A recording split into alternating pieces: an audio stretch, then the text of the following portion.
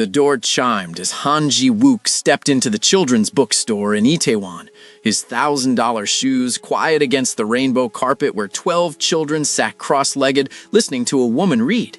He was supposed to be ordering custom wedding favors, 407 leather-bound books for his guests. The president of Korea had confirmed attendance. The merger with Kang Industries depended on this marriage happening in 72 hours. But Ji-wook froze 3 steps inside because the woman reading to those children was his ex-wife, Amara Williams, the woman he'd divorced 5 years ago, the woman who'd vanished with $500,000 and an NDA that said she'd never contact him again. And sitting beside her, playing with alphabet blocks, was a 4-year-old girl with his eyes. Not similar eyes, his exact eyes. The same deep brown, the same almond shape, the same slight upturn at the outer corners that made the Han family recognizable anywhere in Korea. Ji-wook's mind did the math in 3 seconds. Divorced 5 years ago, child approximately 4 years old, which meant this little girl had been conceived when they were still married, which meant Amara had been pregnant when she disappeared, which meant everything his mother told him 5 years ago was a lie. The little girl looked up from her blocks and waved at him. Just waved, the way children wave at strangers, friendly, innocent, completely unaware that she'd just detonated her father's entire existence. Amara's head snapped up mid-sentence in The Very Hungry Caterpillar. Her voice caught. The book trembled in her hands. For 11 seconds, they just stared at each other across a carpet full of oblivious children talking about butterflies. Ji-wook mouthed 3 words. "Is she mine?" Amara nodded once, just once, and that single nod shattered 5 years of carefully constructed lies. If you're already enjoying this story and want more content like this, hit that subscribe button and drop a comment below telling me what you think happens next. And can I ask you a very simple question? Where in the world are you watching from? Drop it in the comment section. I love to see how these stories unite us all. Now, let's see how Ji-wook's perfect life completely falls apart. K Afro Tales. The weak will become strong one day. He stood there, frozen, while his phone buzzed with messages from his wedding planner. Floral arrangements needed approval. The ice sculpture design required sign-off. His fiancée, Kang In-ji, wanted to know if his mother had approved the seating chart yet. 407 guests, a multi-billion-dollar merger. The third richest man under 40 in Korea was getting married in 3 days. Except now he couldn't remember why. Amara finished the story with a voice that shook only slightly. Parents arrived to collect their children. Small talk about next week's reading session. Goodbyes. The little girl, his daughter, waved to everyone because she was friendly like that. She waved at strangers in supermarkets, at old ladies on subways, at pigeons in parks. And then the store was empty. Just the 3 of them. 2 adults who'd once loved each other, and the child that love had created. "Zara," Amara said quietly, "go upstairs to our apartment, sweetheart. Mama needs to talk to this man for a minute." "Okay, Mama." The little girl, Zara, her name was Zara, skipped toward a door at the back of the store, already humming the Caterpillar song. She had no idea that downstairs her entire life was being negotiated. The moment the door closed, Ji-wook exploded. "I have a daughter, and you never told me." "I told you I was pregnant 5 years ago," Amara said, her voice deadly calm. "You chose to believe your mother instead of me. You disappeared. You filed for divorce while I was in Singapore on business. You vanished completely."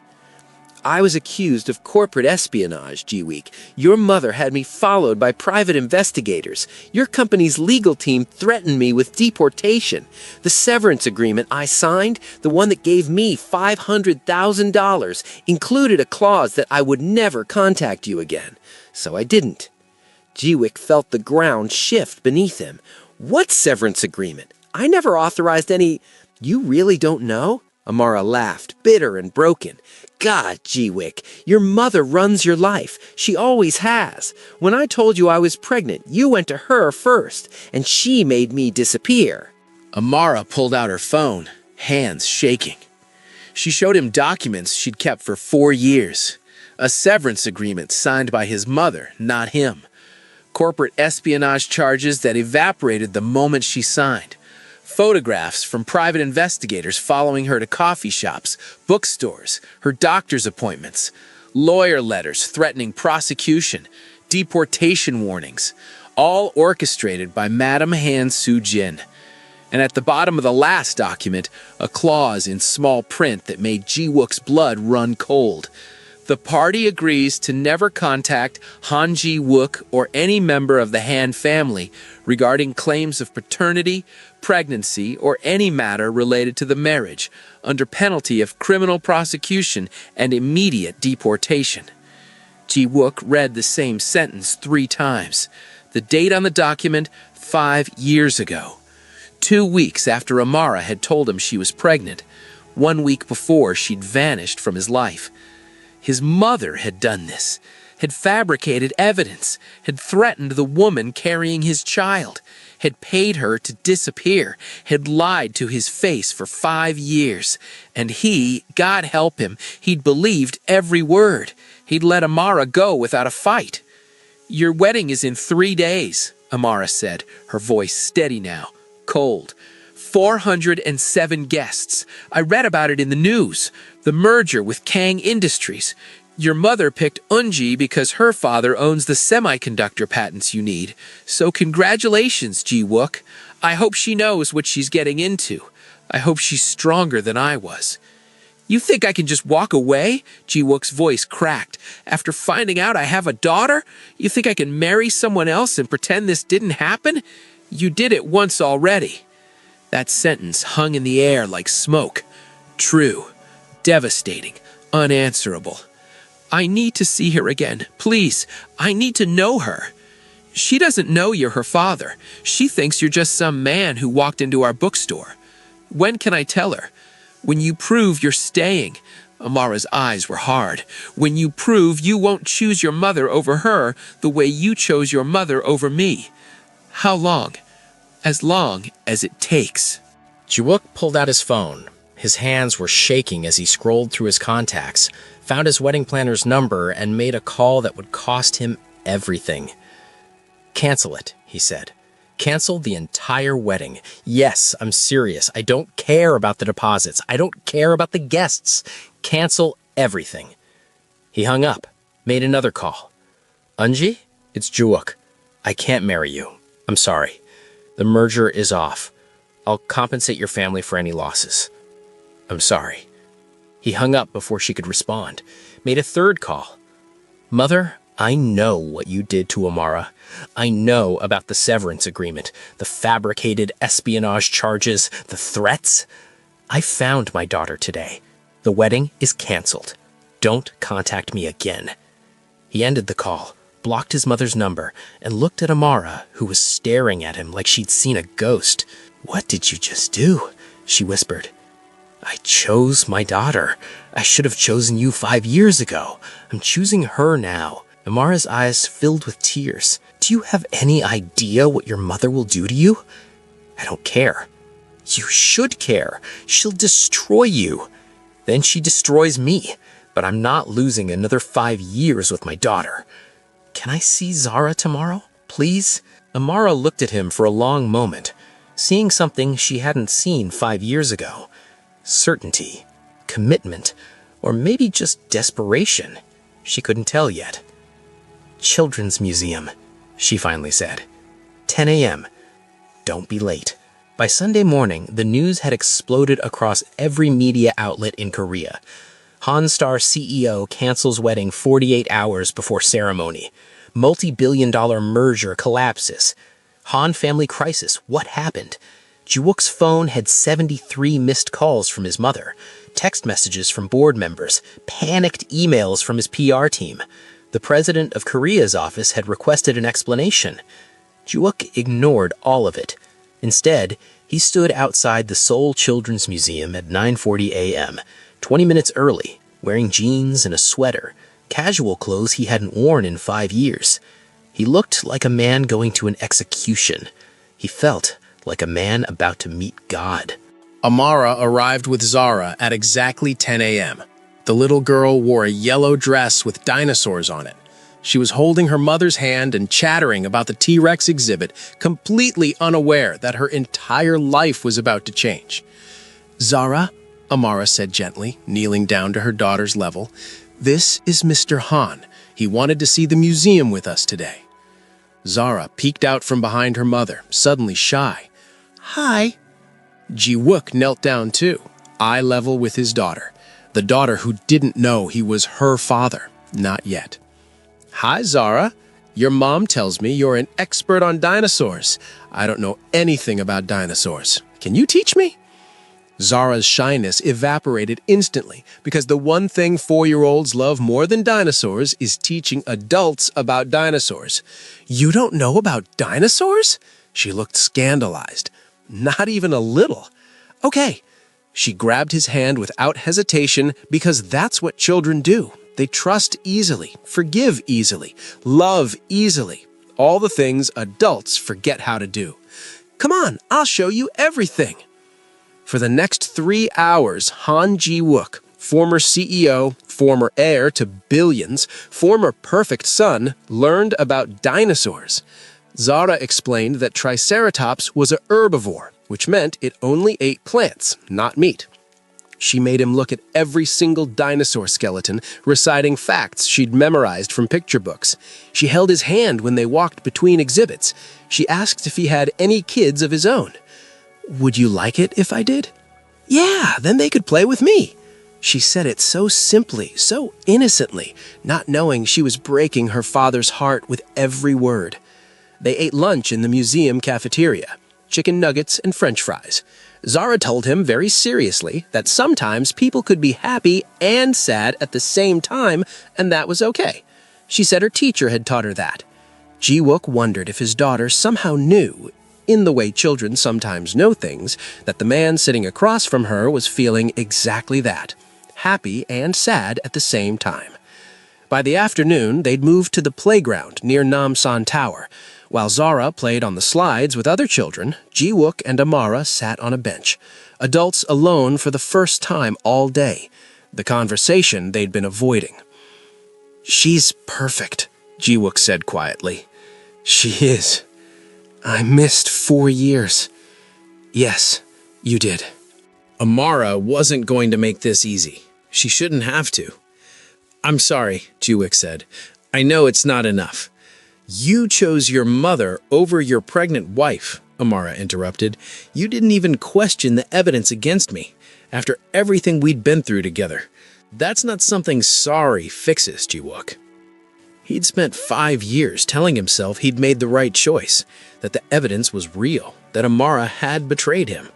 Now, sitting on this playground bench, watching his daughter swing higher and higher, he faced the truth. He'd been a coward. He'd taken the easy path, and it had cost him everything that mattered. "I'm asking for a chance. Not to fix the past, I can't, but to be her father, really be her father, to show up every single day, to prove I'm not going anywhere this time." "What happens when your mother pressures you again?" Amara asked. "When it costs you more than a wedding, when she threatens to take away everything you have left?" "Then it costs me everything, and I'll pay it. I already am." Amara looked at him for a long moment. "She doesn't know you're her father yet." "When can I tell her?" "When you prove you're staying. Not just this week, not just this month, but really staying." "How long?" "As long as it takes." Ji-wook nodded. He'd wait. Days, weeks, months, whatever it took. Monday morning brought the reckoning he'd been expecting. Emergency board meeting at Hanstar Technologies headquarters, 43rd floor, glass-walled conference room with views of the Han River. Madam Han Soo-jin sat at the head of the table like a queen presiding over an execution. 12 board members. 8 owed their positions to his mother. 3 were extended family. 1 was neutral. If it came to a vote, Ji-wook had already lost. "My son has experienced a mental breakdown. The stress of leadership combined with wedding preparations has clearly affected his judgment. I move that we invoke the Family Trust Clause and remove him as CEO while he seeks professional mental health treatment." The room went silent. What his mother was proposing wasn't just removing him from his position, it was declaring him mentally unfit. It was destroying his reputation. It was war. "I'm not having a breakdown," Ji-wook said calmly. "I'm making a choice. You canceled a wedding that affects thousands of employees and destroyed a multi-billion-dollar merger because you claim to have discovered a child from a woman you divorced 5 years ago. That is, by definition, erratic behavior. Do you have proof of paternity?" one board member asked. "I will, but I don't need proof. I know." Wrong answer. In a boardroom, you need evidence, documentation, legal verification. Not intuition, not certainty in your gut, not the recognition you see when you look into a child's eyes. "With respect, CEO Han," another board member said carefully, "you've created a significant PR crisis, destroyed a strategic merger, and made decisions affecting thousands of employees based on, what, a feeling? An assumption?" Ji-wook looked around the table, at men he'd worked with for 10 years, at his mother sitting like ice at the head, at the company his grandfather had built from nothing, and he realized something. He'd already lost this battle. The moment he'd chosen Zara, he'd lost this. But losing didn't mean surrendering. "I found my daughter," he said quietly. "That's not erratic. That's reality. And if this board believes being a father is incompatible with being CEO, then maybe I don't want to be your CEO anymore." "You don't mean that," his mother said, but there was uncertainty in her voice now. "Actually, I do." Ji-wook stood. "I resign, effective immediately." He walked out of his own boardroom. Behind him, his mother called for a vote anyway. 8 hands raised in favor of removal, 4 against, 1 abstention. Not that it mattered anymore. Han Ji-wook was no longer CEO of Han Star Technologies. And the strange thing was, walking down that empty hallway, loosening his tie for the last time, he felt relieved. If you're wondering whether Ji-wook's decision was worth it, keep watching, because what happens next will either restore your faith in family or break your heart. Drop a like if you think he made the right choice. What followed was systematic destruction. Madam Han Soo-jin didn't just remove her son from the company, she removed him from everything. The CEO position? Gone. The luxury apartment in Gangnam? He had 72 hours to vacate. The company car, the expense accounts, the corporate credit cards, all terminated. His access to the family trust, money his grandfather had left him, frozen pending mental health evaluation. His shares in Hanstar Technologies remained his technically, but voting rights were suspended.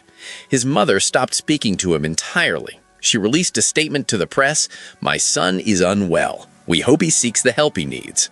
Seoul society, which had courted Ji-wook for years, turned its back overnight. Invitations disappeared, phone calls went unreturned, friends he'd known since childhood suddenly couldn't meet for lunch. The president's office released a statement expressing concern about his erratic behavior. In 72 hours, Han Ji-wook lost everything his mother had spent 30 years building for him. He moved to a studio apartment in Hongdae, student neighborhood, small, affordable, the first place he'd paid for with his own money in 15 years. That night, sitting on the floor of his empty apartment, surrounded by boxes, he texted Amara, "I lost the company, lost everything, but I'm still here. Can I see Zara tomorrow?" Amara read the text, read the news articles showing her ex-husband's spectacular fall from grace, looked at her daughter sleeping peacefully, unaware that her father had just sacrificed everything for the chance to know her, and she typed back, "Yes, and Ji-wook, I'm sorry about the company." Ji-wook stared at her message for a long moment, then typed 3 words, "I'm not," and he meant it. Here's what Amara was watching for over the next 2 weeks. Would he show up? Not just once, not just when it was exciting or new, but every single day. In the rain, when he was tired, when he was dealing with lawsuits and board meetings and his mother's lawyers, would he still show up? Day 1. Ji-wook arrived at the bookstore at 3 p.m. to help Amara close up. He was early. Day 2. Saturday story time. He read The Gruffalo to 12 kids, stumbled over the English accent. The kids giggled. He kept going. Day 3. Aquarium with Zara. She made him look at jellyfish for 45 minutes straight. He didn't complain once. Day 4. Zara was sick with a cold. Ji-wook showed up anyway, brought soup he'd made himself. It wasn't very good. Zara ate it anyway because she was polite like that. Days 5 through 14, he showed up every single day, rain or shine, no matter what else was happening in his imploding life, and a lot was happening. Lawsuits from Kang Industries, media harassment outside his apartment, his mother's lawyers threatening further action if he continued harassing his alleged daughter. Ji-wook handled it all, and still showed up at 3 p.m. every day. Zara started calling him Uncle Ji-wook, started saving her drawings to show him, started asking, "Is Uncle coming today?" every morning at breakfast. And Amara started to believe, started to see the man she'd fallen in love with 6 years ago, the man his mother had buried under expectations and control and fear. On day 15, after Zara was asleep upstairs, Amara poured 2 glasses of wine. She and Ji-wook sat in a bookstore after closing. First time they'd been alone in 2 weeks. "You're good with her," Amara said quietly. "I want to be her father, officially. I want her to know. She doesn't know yet." "When?" Amara looked at him, really looked, saw the exhaustion, the determination, the man who'd lost everything and kept showing up anyway. "Tomorrow. We'll tell her tomorrow." Wednesday morning, the bookstore apartment. Zara eating cereal with way too much sugar. Amara pretending not to notice. And the conversation that would change everything. "Zara, sweetheart," Amara said carefully, "Mama needs to tell you something important about Uncle Ji-wook." Zara looked up, suddenly worried. "Am I in trouble?" "No, baby. It's about Uncle Ji-wook. He's not just Mama's friend. He's—" Amara took a breath. "He's your dad." Zara stopped mid-chew, processed this information with the seriousness of someone solving quantum physics, which to a 4-year-old this basically was. "My dad?" "Yes. Remember how you asked why some kids have dads and you don't? Well, your dad didn't know where we were, but he found us, and he wants to be your dad, if you want him to be." 4 seconds of complete silence. Then, "Uncle Ji-wook is my dad?" "Yes." "Why didn't he know where we were?" The question Amara had been dreading. How do you explain adult complications to a 4-year-old? It's complicated, baby, but he knows now, and he wants to be here for you. Always. "Does he love me?" Amara's eyes filled with tears. "So much, Zara, so much." "Can I call him Dad?" "If you want to." Zara thought about this for approximately 8 seconds. Then, with the decisiveness of someone choosing ice cream flavors, "Okay, but can I still call him Uncle Ji-wook sometimes? I like that name." Amara laughed through her tears. "You can call him whatever you want." The doorbell rang. Ji-wook, right on time. 9 a.m., exactly like he'd promised. Zara jumped up, ran to the door, opened it, and said 2 words that would break and heal Ji-wook simultaneously. "Hi, Dad!" Ji-wook froze, looked at Amara standing in the kitchen doorway with tears streaming down her face, looked back at Zara, and for the first time in 15 days, he touched his daughter knowing she was his daughter, and she knew it too. He knelt down. Zara hugged him without hesitation, and Ji-wook cried. Right there in the doorway. Didn't try to hide it, just held his daughter and cried. "Mama said you're my dad now," Zara said, pulling back to look at his face. "Is that okay?" "That's more than okay," Ji-wook managed, voice breaking. "That's perfect." "Good. Can we go to the park? I want to show you my new swing trick."